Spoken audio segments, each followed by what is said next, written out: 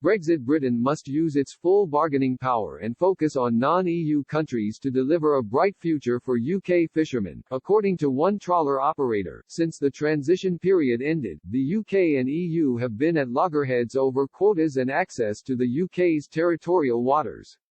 Things hit a brick wall last week after a huge row between the UK and EU over quotas for 100 species kicked off. UK fishermen have also complained skinflint EU buyers are exploiting Brexit to pay rock-bottom prices for their hauls.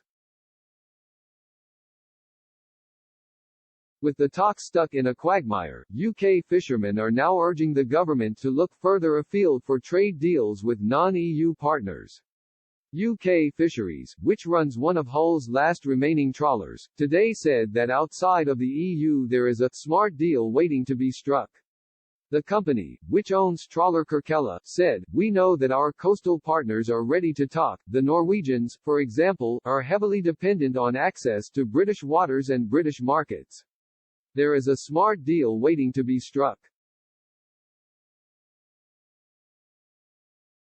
Having directly linked trade and access in its trade and cooperation agreement with the EU, there is no possible reason for HMG, Her Majesty's government, not to use its full bargaining power with Norway, freed of the redundant dogma that trade talks and access talks are somehow separate processes.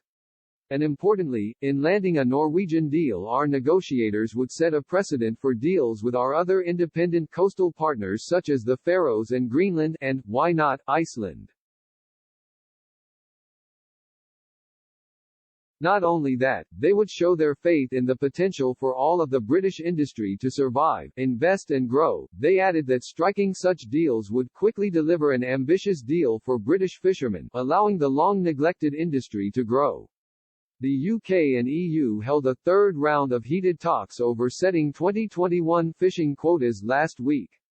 It comes after the UK government published provisional catch limits for UK fishermen to ensure fishing continues uninterrupted until annual fisheries negotiations with the EU conclude.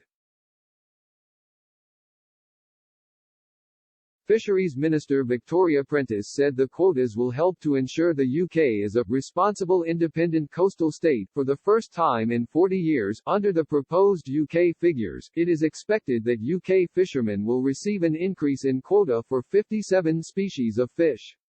However, shares for species such as channel cod will not change, with EU boats catching more than 90% of the species each year. UK Fisheries said the biggest challenge facing its industry is the failure by the UK government to maintain or enhance the rights of British fishermen to catch fish for the British market.